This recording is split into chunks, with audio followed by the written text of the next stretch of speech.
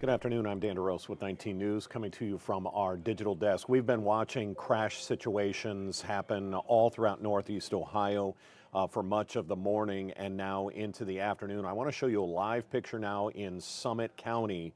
And we're going to have to unpack this because while these are ODOT cameras, we were rolling after the first accident, the first semi, and our recording caught the second crash in this exact same area.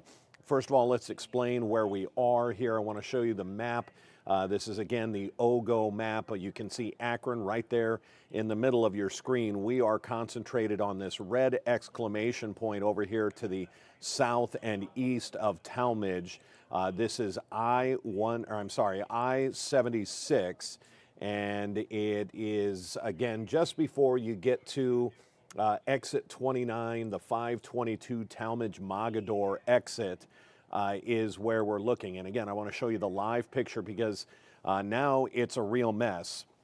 And I want you to pay attention to the top of your screen. You see a tanker truck up there. That is going to come into play in the second crash and really show how this could have been a major situation, even more than it already is. Let's preface this by saying we don't know if there are any injuries at this point, but I want to show you the first video.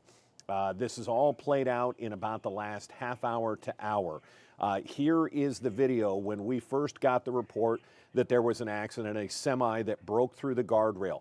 Notice there are no first responders here at this point. You can see the cab is bent, jackknifed at the bottom of that hill, whether that's a little ravine or a little ditch.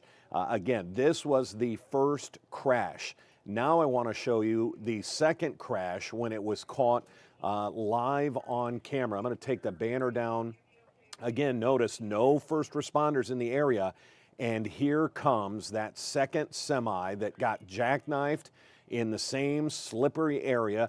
Take a look at the swerving tanker truck because I believe he got hit as well. We're going to show you this video again, and what's interesting to me is let me get this reset here, is after this semi jackknife and slides, you're going to see the very first fire truck within seconds was probably right behind this accident. Watch right here. Here comes the first fire truck, the first responder to get to that area. He was almost there, but he was behind the semi, the second semi that jackknifed. And I want to watch this one more time, at least one more time, because I'm very curious if there was contact with not the tanker truck you see there, but when this semi jackknifes, and it's going to reset here in 1 second, here we go.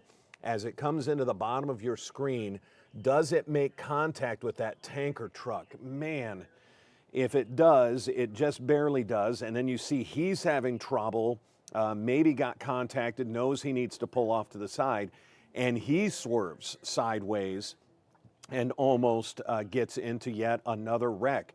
Again, we're talking about 176, the westbound lanes. We believe this is in Summit County.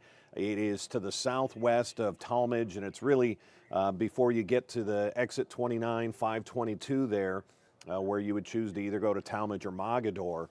But just an incredible piece of video here. And what we're going to do is we've just started another stream on some of our other digital platforms. So if you're just joining us, let's reset.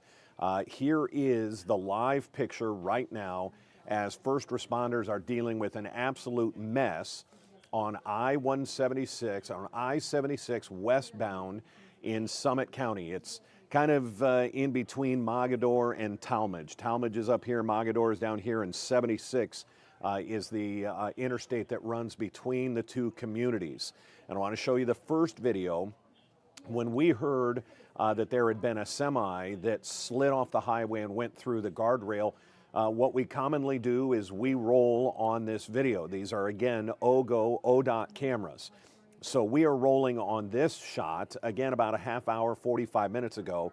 You can see the first semi that has jackknifed and gone down that hill. You can see the cab. If you look to the extreme right, it is bent around the back of that trailer. But what I want you to notice is as we were rolling, we never saw a first responder. There's no sheriff's deputy telling people to get over, especially to get out of that middle lane. Obviously, the third lane to the right is impassable, but there's no first responders there. So we were rolling on this, we were watching it, and before we knew it, we looked up and there was a second semi now jackknifed in that same area. We went back and yes, in fact, we had been recording when that second semi jackknifed, and I'm going to show you that here. This was again just about maybe the second semi jackknifed probably about 20 minutes ago, 15, 20 minutes ago. Here it comes. Look at that. It does impact. And the way we can tell that it impacts that tanker truck, and as we'll watch this again, I'm going to restart this. Watch the snow that comes off the tanker truck when it gets hit. So let's watch it again. Keep your eye on the left lane for that tanker truck, and boom, you see it get impacted. A lot of snow comes off the top of that tanker truck. He knows he now needs to slow down, but look what happens to that tanker. And we don't know what's in there. We can only imagine, we can only guess, maybe it was some sort of fuel and that this could have gone a whole nother direction. This could have been extremely bad. But now here is the first fire truck. We didn't speed this up, we didn't cut. It appears that the very first responder was right behind that semi that jackknifed. So the view that those firefighters had to have had, they thought they were just pulling up to the accident of the truck that's already down there, but instead the truck that's behind them jackknifes. He hits the rail. He starts to go down the hill as well. And then that tanker truck is what just amazes me as that driver tries to maintain control. And now here is the first responder, that truck, that fire truck that pulls up. Looks like maybe he even slid just a little bit. I do want to show you the radar. I am not a meteorologist, but I want to show you this looping radar for about the last 2 hours. You can see what happened. That snow that came right through that area put a thin glaze down on I-76 westbound. That would be north of Canton there, but to the east of Akron. That was just enough snow to cause a lot of headaches. We've seen accidents on I-90 out in Lake County.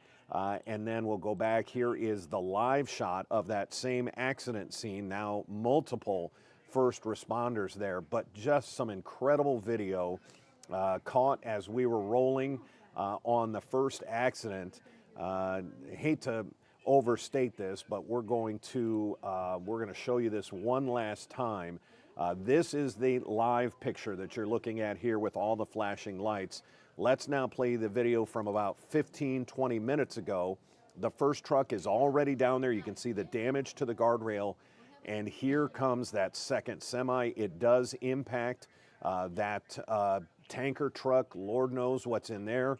As he tries to slow down, he starts to go sideways. And the very first fire truck, the first responder that was showing up to that first accident, starts to pull in there. Conditions have been a little bit tricky today. We showed you that radar, and it is just kind of a mess out there.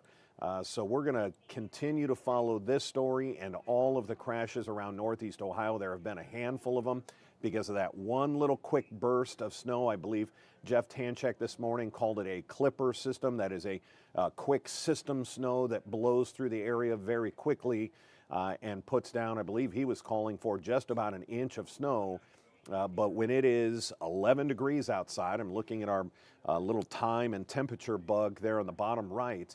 When it's 11 degrees out there, you get a quick 1 inch of snow. It is going to instantly freeze, and it has caused some bad conditions out there. So if you're going to be out and about this afternoon, have to be careful.